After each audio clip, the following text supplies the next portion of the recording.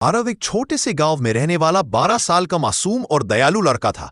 एक सुबह जब वो खेतों की ओर जा रहा था, कभी उसकी नजर जमीन पर पड़ी एक रंग बिरंगी लेकिन घायल तितली पर गई, जिसके दाएं पंख में हल्का सा फटा हुआ निशान था और वह उड़ भी नहीं पा रही थी। आरव तुरंत घुटनों के बल बैठ गया और बहुत सावधानी से उसे अपनी हथेलियों में उठा लिया। उसके चेहरे पर चिंता और आंखों में करुणा साफ दिख रही थी। वह तितली को धीरे धीरे लिए हुए कच्चे रास्ते से अपने घर की ओर चल पड़ा, जहां चारों तरफ मिट्टी के घर, पेड़ और चरती गायें थी। घर पहुंचकर उसने आंगन में तितली को पत्ते की थाली पर रखा और उसे पानी की बूंदें तथा पत्तों का रस देकर उसकी देखभाल करने लगा।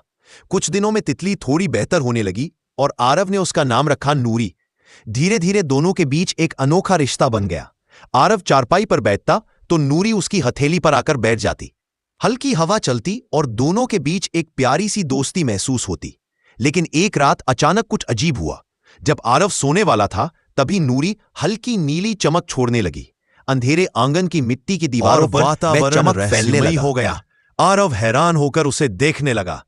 नूरी हवा में धीरे धीरे घूमते हुए एक अजीब सी गुनगुनाती आवाज की ओर मुड़ी, जैसे कोई उसे दूर से बुला रहा हो। आरव घबराया हुआ उस रहस्यमयी नीली रोशनी और गुनगुनाहट को देखता रहा। समझ नहीं पा रहा था कि आखिर यह क्या हो रहा है। और बस यहीं पर एक ऐसा मोड़ आया जिसने पूरी कहानी की दिशा ही बदल दी, क्योंकि जिस आवाज ने नूरी को पुकारा था, उसके पीछे छुपा सच इतना चौंकाने वाला है कि सुनकर किसी के भी होश उड़ जाए। और वही सच आपको पार्ट 2 में ही पता चलेगा, जिसे मिस करना बिल्कुल नहीं चाहिए।